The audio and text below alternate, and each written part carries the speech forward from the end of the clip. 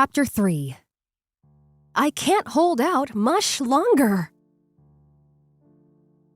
Upon arriving at the palace, Agnes found herself surrounded by ladies-in-waiting. They hustled her into the bath, scrubbed her down, and then began dressing her. She was too fatigued by her mushroom-repressing efforts in the carriage to make much protest. Besides, she didn't have to worry too much about women touching her. The mushroom effect seemed mostly confined to men. Women didn't make Agnes nervous. And when Agnes was calm, she barely sprouted even the tiniest of toadstools. The polishing, buffing, and dressing process was exhausting, though. Agnes wished she could just go home. The dress that had been prepared for her was a lovely, bright jade green color with white accents. The jade green was a close match for the color of Agnes's striking eyes, and it offset her peach blossom pink hair perfectly. Luckily, the ball gown lacked any fussy embellishments like bows or frills, but was instead covered in fine white floral embroidery, which was extremely charming. It was obviously a very expensive gown indeed, made from the finest materials. Agnes did some quick mental calculations to figure out how much the dress had cost. No doubt she was wearing something borrowed from a royal lady. The thought terrified her. What if she got it dirty? Agnes sighed. Then, one of the ladies-in-waiting asked how she wanted her hair styled. Thanks to Philip's insistence, Agnes had been wearing her hair in prim buns and braids for so long that she hadn't even worn any hairpins or combs. She never thought of it as styling her hair, so much as doing her best to conceal it. But there was no need to be bound by old rules anymore. So Agnes decided to wear her hair down, loose and flowing. It was bright pink, the color of peach blossom, a token of her father's blood. Her father, who'd come from another land. It wasn't considered an attractive color at all in this land, though. Philip had always nagged her to do what she could to downplay it. No doubt Claude wouldn't like it either. But so what? What is Claude going to do? Tell me to leave at once? Gladly. The lady-in-waiting doing Agnes's hair added a small braid on one side and fastened it with a jade hair comb. The rest of it was left to cascade freely over her shoulders.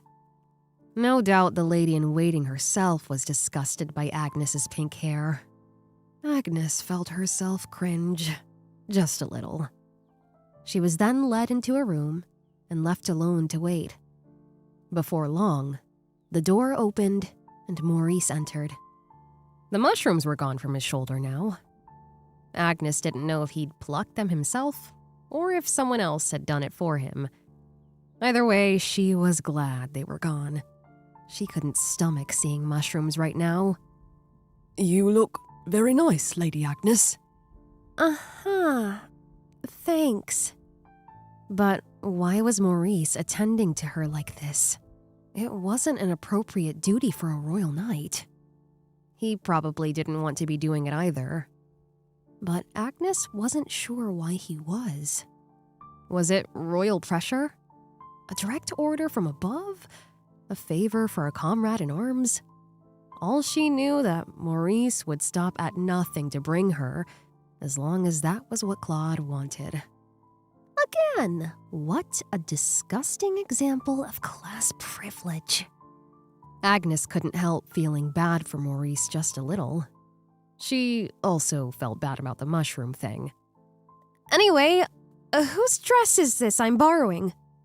Borrowing? His Royal Highness had that dress custom-made just for you, Lady Agnes. Agnes stiffened with shock. Goodness! That'd mean the dress had been ordered, cut, sewn, and adjusted in the 3 days that had passed since Maurice had first shown up at the Lafort estate. A skilled and fast-working seamstress could theoretically fill a rush order in that time for the right price.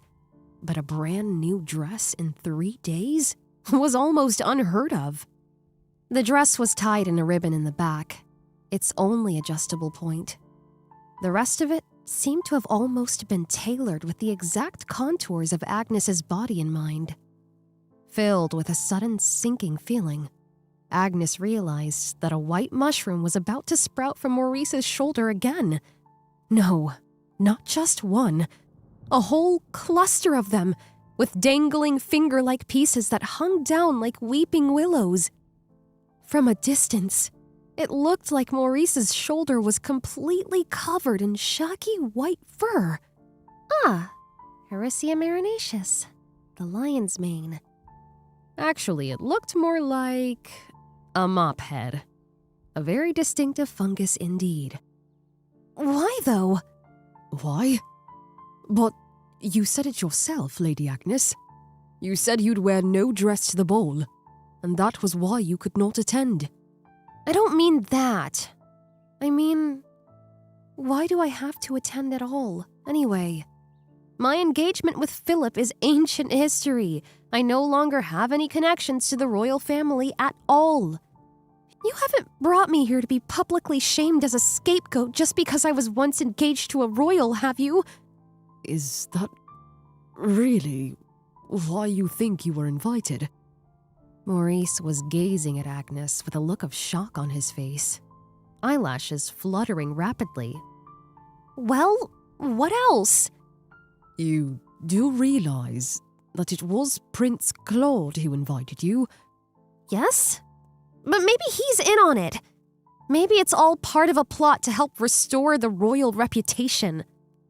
Maurice shook his head rapidly. No. Goodness, what an idea. Events may have transpired, events that involve you, but the royal family would never treat a young woman so callously. But you dragged me here without even listening when I said no. Yes, and I do apologize for that. But it really is simply to talk. Nothing untoward will happen to you, Lady Agnes. Well, can you at least tell me what he wants to talk to me about? Another clump of Heracea marinaceus mushrooms sprouted on Maurice's shoulder, making the mop head quite large indeed by now. By some miracle, he didn't seem to notice it. He could do with a clump on the other side just for some symmetry, thought Agnes. And then, as if on cue, another bunch of the white stringy shrooms sprung up on Maurice's other shoulder. Now Maurice was standing there with big, shaggy puffs on both shoulders, looking like, epaulets. Like the ones you see on a military uniform. This was not good. At this rate, Maurice would be more mushroom than man. Well, at least he would look stylish. Agnes's mushroom sprouting powers were sparked by her fear of men, yes, but also when she felt strong emotions. She took a deep breath, imploring herself to calm down. So, I'm guessing the reason you made me put on this dress is because you want me to attend the ball, Your attendance would be most welcome. Maurice smiled and nodded, his mushroom mop epaulets swaying merrily. Indeed, they looked nicely symmetrical and framed his face. No doubt the mushrooms had responded to Agnes's feelings of sympathy for the young knight. Evidently, the mushroom effect was growing stronger. Agnes had no idea why, but if she carried on at this rate, Claude would end up as one giant mushroom cluster. But maybe I should just go ahead, turn him into the prince of mushrooms and drive him away from me for good. Oh, but that might lead to repercussions for my family, she murmured. Repercussions? What's all this about? The door opened, and a man with Prussian blue hair entered the room. He wore a navy blue uniform that seemed to have been chosen to complement his hair. He looked very commanding and manly in it. Agnes got up to bow, but Claude waved a dismissive hand. Maurice went over to him and handed him something, which seemed to make him smile. Prince really was handsome. Even Agnes, who was so not interested, found that she couldn't keep her eyes off his noble-looking face. Then she clocked the bouquet of flowers he was holding, and immediately her spirits sunk with a negative premonition. A mushroom-clustered premonition. The flowers were a slightly deep shade of pink. The color was very close to that of Agnes's hair. She couldn't help noticing that, but desperately hoped no one else would pick up on her noticing it.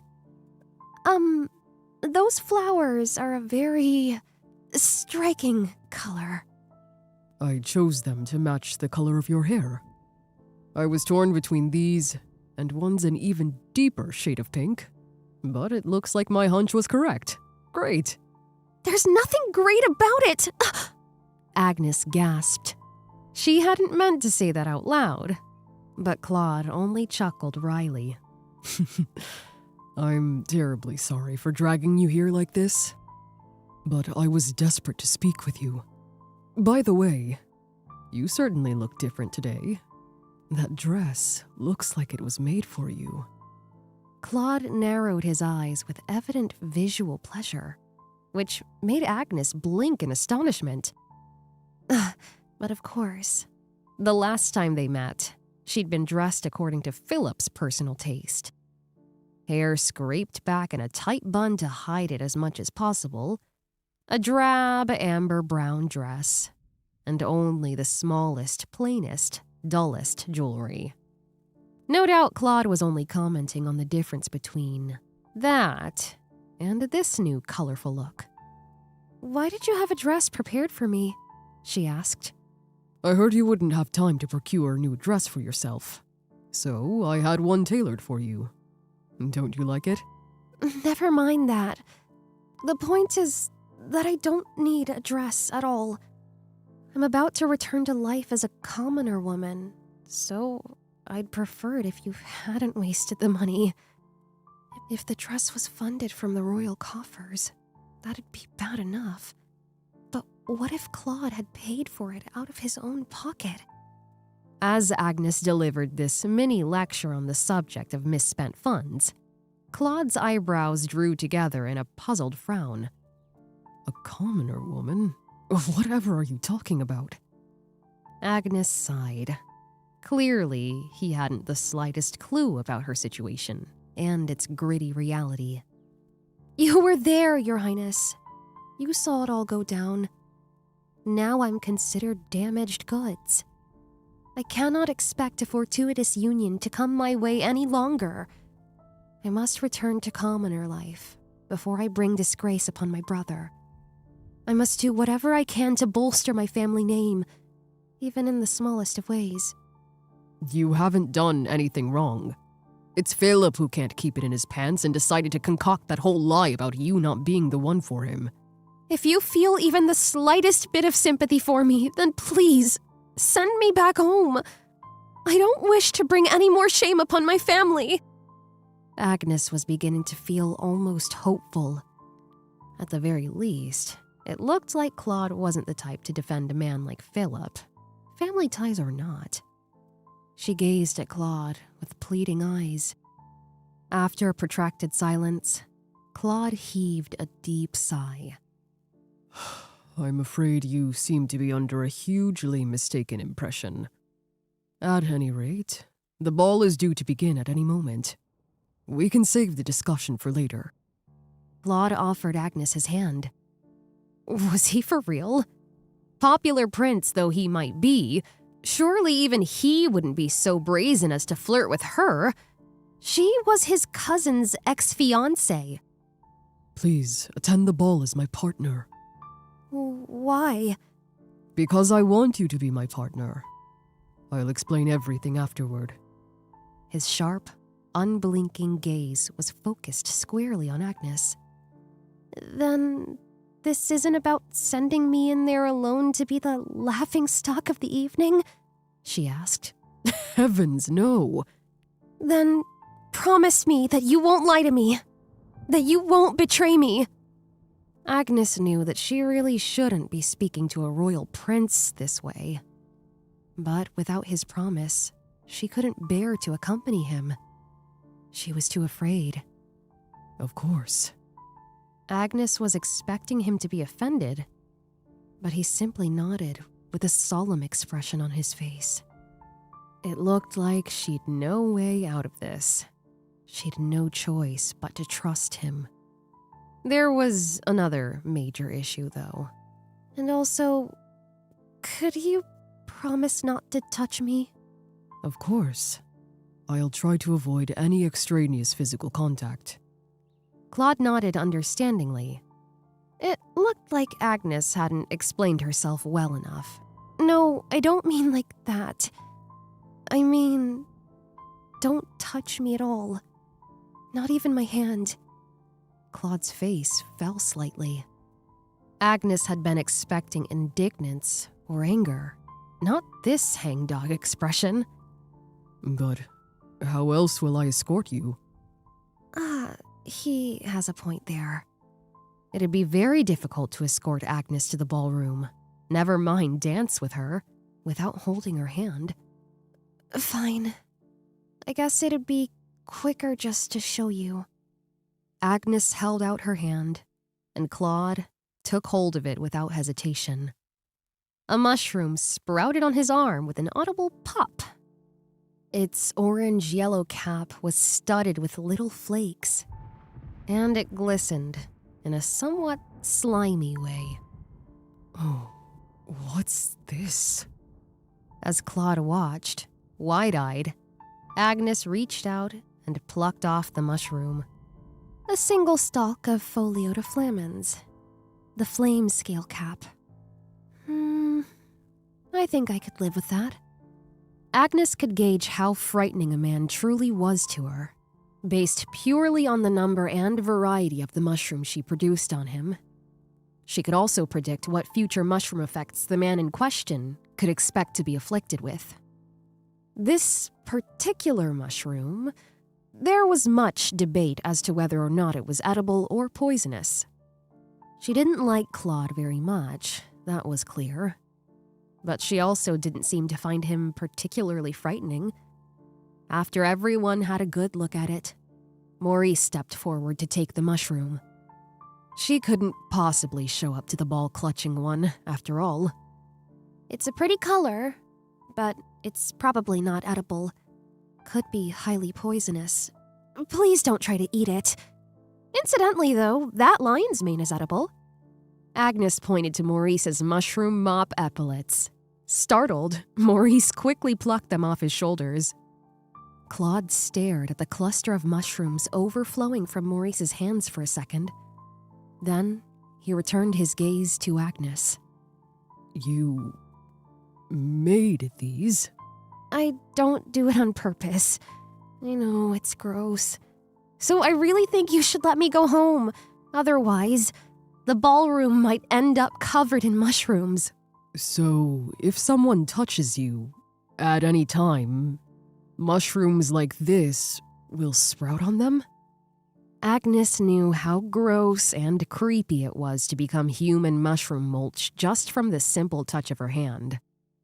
She didn't relish this opportunity to be the cause of disgust on the face of a handsome young man, but she figured it was better for Claude to know what her deal was. This was faster than trying to explain it, anyway. But it doesn't happen every single time I touch someone, and it won't happen at all as long as you keep your distance. I mean, I can suppress it sometimes, to an extent, but... All right, we can work around it. If any mushrooms happen to sprout in the ballroom, well, that'd be just fantastic. That'd be fine. I'll run damage control. I promise it won't reflect badly on you in any way. So, will you come then? Now, Agnes was the one too shocked to speak. She was so sure Claude would be disgusted and send her at home at once. Also, she thought she heard him say something weird. But Agnes had no more compelling counterarguments left. Claude just kept steamrolling her. So, she had no choice. Eventually, she gave the prince a grudging nod. His face lit up, as if both pleased and relieved. The moment they stepped into the ballroom, Agnes felt all eyes on her. She felt immediately self-conscious, but she wasn't imagining it. Who wouldn't stare, taking in the combo of a jilted royal ex-fiancé and the handsome prince without a single bad rumor to his name? Custom dictated that Claude needed to escort her, so Agnes allowed him to lead her. It was exhausting, though, since she needed to concentrate all her energy on mushroom suppression. It was also embarrassing, being escorted like she was a lady. But she'd no real grounds for fighting against it, so she just endured it. Or at least, she planned to. But she was so nervous and uncomfortable. She was terrified that a large volume of mushrooms might suddenly start sprouting up all over the place. Lady Agnes, may I ask you to dance? Do I have a choice? Claude laughed awkwardly. If you'd like, I can get down on one knee and ask you. Don't even joke about that, please! Agnes could only imagine the kind of rumors that'd go around if this prince got down on one knee in front of her. Especially after she'd already been jilted publicly by a different royal. Then you'll dance with me, right? Fine. He was manipulating her with mild threats. Did he forget about my mushroom powers already? Claude beamed at Agnes as she silently danced with him, the corners of her mouth downturned. Was his plan to annoy me all along? Maybe he's actually some kind of fungus fetishist or something. Well, too bad. Even if he was a mushroom enthusiast, there was no way Agnes was going to let them sprout in a formal public setting like this. She was already known as a jilted woman. She refused to be known as a jilted mushroom woman. Agnes pressed her lips so tightly together in concentration as she danced that they turned white. You look strained. I'm concentrating. Don't talk to me. Before she could finish growling out the words, though, a white mushroom sprouted on the back of Claude's white-gloved hand. Still dancing, Claude plucked it off and quickly stashed it in his pocket. Agnes only caught a glimpse of it, but it looked like Amanita Kokeri. She recognized the distinctive splinters in the stalk and the warty bits on the cap. It looked like an all-white version of the Amanita muscaria. An unusual and stunning specimen, to be sure, but Claude didn't miss a beat. Despite herself, Agnes was impressed with his quick handling of the mushroom. At this rate, though, Claude's pockets would soon be overflowing with them.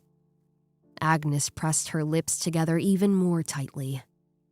Just as she was about to snap, unable to suppress the shrooms for even a second more, the music suddenly ended. Agnes flung herself away from Claude and took several gasping breaths.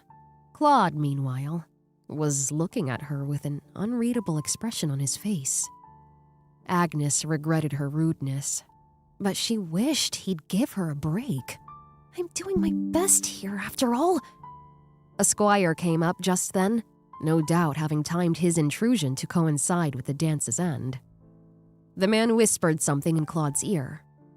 Whatever it was, it caused one of Claude's eyebrows to shoot up independent of the other. All right, I understand. Claude nodded, casually plucking another errant stalk of Amanita Kokeri that had sprouted from his thigh and stashing it in his pocket.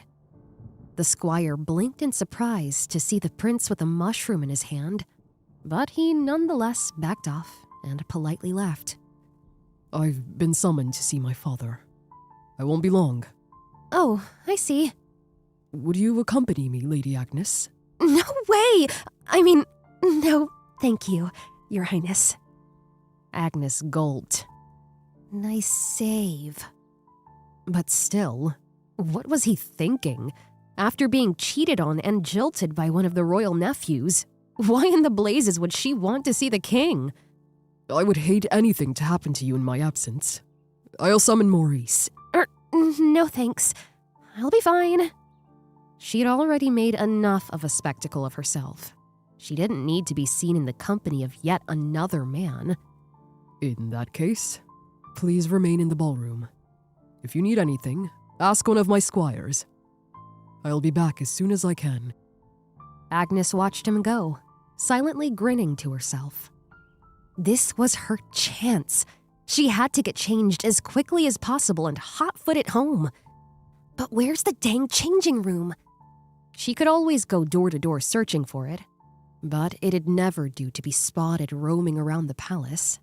She might even be mistaken for a party crasher. And if she skipped out on Claude and went home without saying anything, no doubt there'd be some sort of negative repercussions. But I can't stay here like this. Agnes! What are you doing here? That horribly familiar voice was the last thing she felt like hearing right now. Agnes looked over to see Philip, her ex-fiancé, standing there with his yellowish-brown hair and dark gray eyes. Naturally, the simpering woman from last time was once again clinging to his arm. Her golden brown hair looked very curly and pretty again today, and her crimson dress offset her verdure green eyes well. Agnes had been pressured to tie up her hair and wear drab dresses, but this woman had clearly been given free rein to dress in vibrant colors. Was it because Philip hated Agnes's hair that much? Or was it because this woman was the one he believed was his soulmate? Either way, it was infuriating. Even Philip's technically handsome, royal-adjacent features looked ugly and annoying to Agnes now. Oh, I'd love to cover him from head to toe with the slimiest, wartiest, ugliest mushrooms I could come up with. Why are you here? I was very clear about our engagement being over. Yeah, you were. They were still engaged on paper, but the arrangements to dissolve their engagement had been filed already. A few more days, and it'd all be officially over. You and I have zero connection, he stressed. Precisely. So do me a favor and don't come up and talk to me, okay? Agnes jerked her head as if to say, go on then, get lost. To which Philip heaved a sigh. You don't have to act so tough. Huh? You're still in love with Lord Philip, aren't you? The girl clung even more tightly to Philip's arm as she delivered this sympathetic remark. Ew, get a room. There has to be plenty available here. Anyway, what's she talking about? Still in love? She'd never been in love with Philip.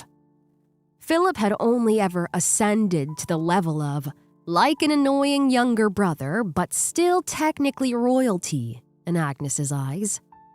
This grudging acceptance of him as a person had been cultivated through years of getting to know him, but been smashed into smithereens the moment he jilted her. Don't be ridiculous, she stated bluntly. Well then, why else are you here? You don't even have a dance partner, the woman said, barely suppressing the mockery in her voice. This dope seemed to truly think that Agnes had forced her way into the ball as some sort of ploy to get back with Philip. Ridiculous. Philip cheated on me, which this little strumpet ought to know better than anyone else, being the other party involved. I was forced to attend against my will, but I am now leaving. As I said, don't talk to me, please. Agnes's emotions usually only made mushrooms sprout on men, but when she was really angry, they sometimes sprouted on women as well. Covering Philip with mushrooms would be a hoot, But there might be unforeseen repercussions if she did it to his new fiancé. Not only have you been rejected by me, but you've got the manners of a vicious shrew. No one will want you like that. You may be pretty, but don't think that's going to be enough to save you. After all, what's with that hair of yours? I keep telling you to tie it back, and that makeup. You're not my fiancé anymore. You have no right to nitpick my appearance. Whether I'm your fiancé or not, you still ought to do as I say, Philip said with all seriousness. Excuse me? Agnes stared at Philip with disbelief. Talking with him was nothing but a waste of breath. She knew he was foolish and fickle, but to think he was this delusional as well? Goodness, I really dodged a bullet, didn't I?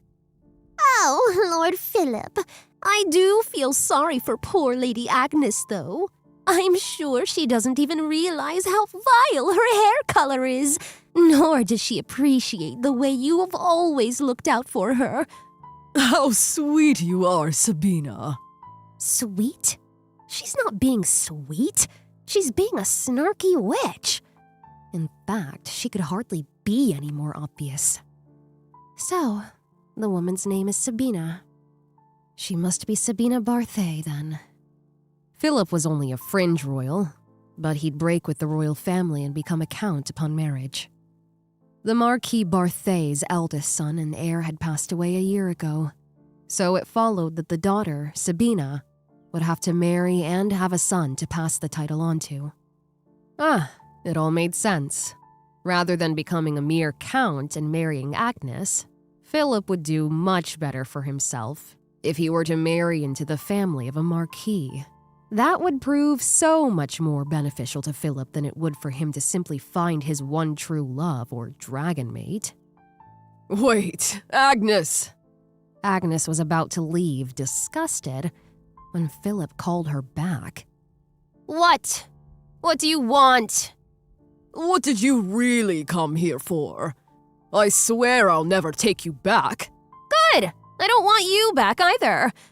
Anyway, I didn't come here because I wanted to.